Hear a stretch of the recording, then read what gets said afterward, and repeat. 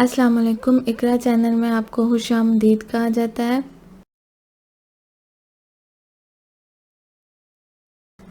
तो अब हम इसको ये सॉल्व करते हैं फार्मूला के through. To find acceleration of a moving object with the given mass and the force applied. So acceleration क्या होता है? Rate of change of velocities. Usually ये फिजिक्स में यूज़ होता है कि speed, changing speed, but not always. So आपको तो यहाँ पर मीनिंग से ज़्यादा आपने इसको बेसिकली प्रॉब्लम को सॉल्व करना है फ्लो चार्ट में। तो लेकिन मतलब जब आप एक ऑब्जेक्ट जो है मूव कर रहा हो एक सर्कुलर पाथ में और एक कांस्टेंट स्पीड में वो करता जाए, मूव करता जाए, so it is still accelerating because the direction of its velocity is changing. तो हम सिंपल मीनिंग में अगर मैं आपको बताऊं तो ये कहा जाता है rate of change of velocity को एक्सेलरेशन कहा जाता है। चलो जी, अब शुरू करते हैं। सबसे पहले मैंने फ्लो चार्ट को स्टार्ट करने के लिए तो सिंबल हमेशा कौन सा यूज़ करना है? सेम स्टार्ट का। ठीक है, यहाँ पे मैंने इसको स्टार्ट कर दिया। उसके बाद इनपुट मास कोमा फोर्स। आपने कोई भी इनपुट करना है, मास को, फोर्स को के यानी कि दो इनपुट को आपने क्या करना है? इनपुट सिंबल बनाते हैं।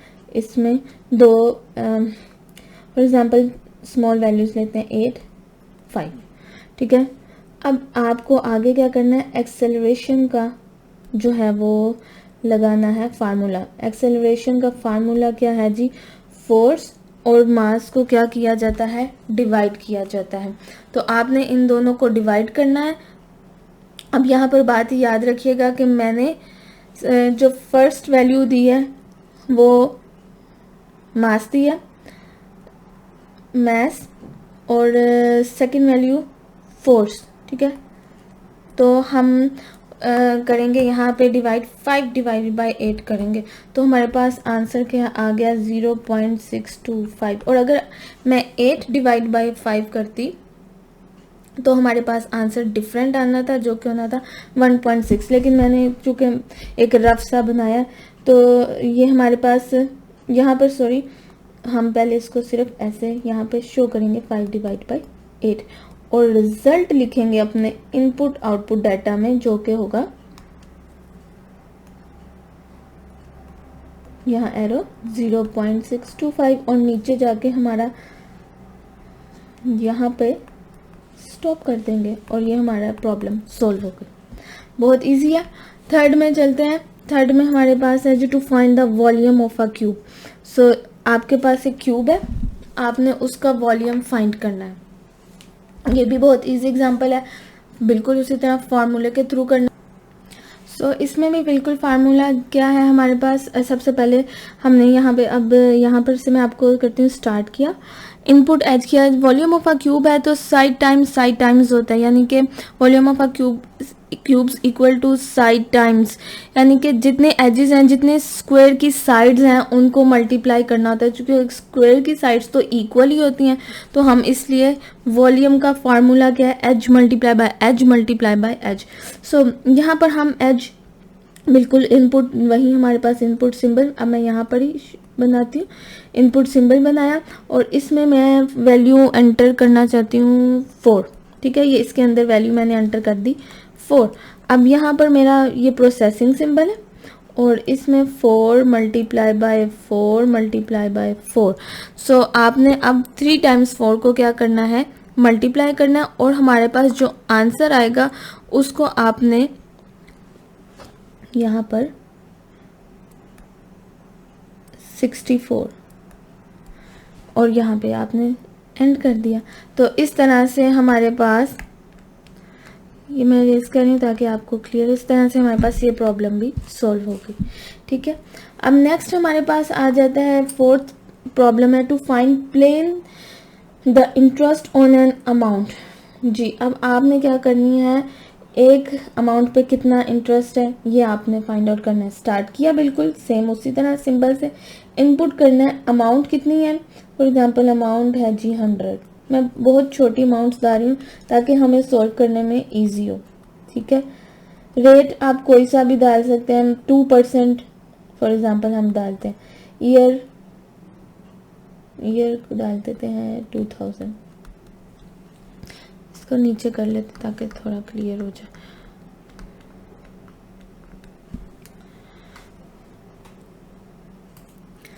ओके जी, अब हमारे पास स्टार्ट कर दिया हमने। इनपुट करना है अमाउंट क्या है, रेट क्या है, ईयर क्या है।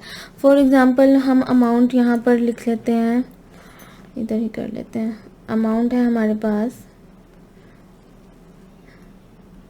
100, ठीक है। अब अमाउंट हमारे पास 100 हो गई है। उसके बाद हमारे पास रेट होना चाहिए, क्या है रेट। तो रेट हमारे पास, मैंने अभी आपको बताया, मैं रेट कर लेती हूँ 2%, ठीक है, 2%, और मल्टीप्लाई बाय 100, और ईयर 2002 मैंने लिखा था 2000। ओके, हम 2015 टू 2020 करते हैं, यानी कि ईयर हमारे पास है 5 ईयर्स हो गए, ठीक है, 5 ईयर्स हो गए हमारे पास, ठीक है। ये इजी है। 2005 भी कर सकते हैं। मैंने 2000 जो रिसेंट है उसको कर लिया, 2015 टू 2020, ये मेरे पास हो गया। अमाउंट की जगह पर मैं अमाउंट लिखूंगी 100।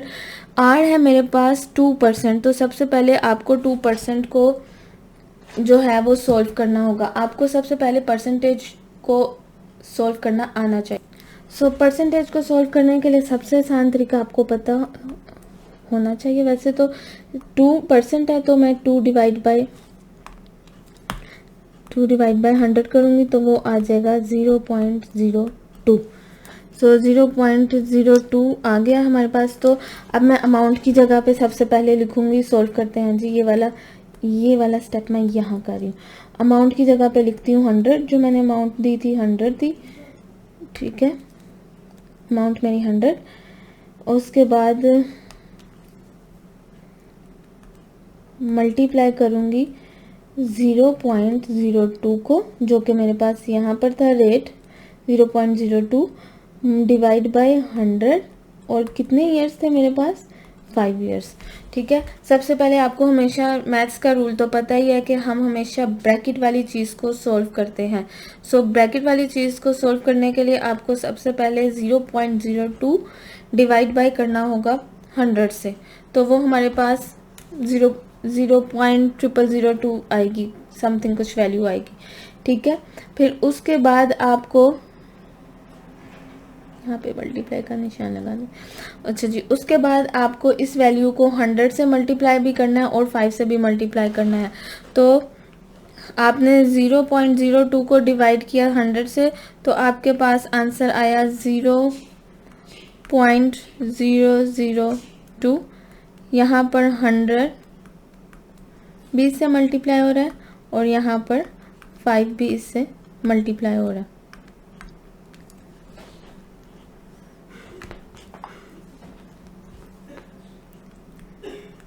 सही सी।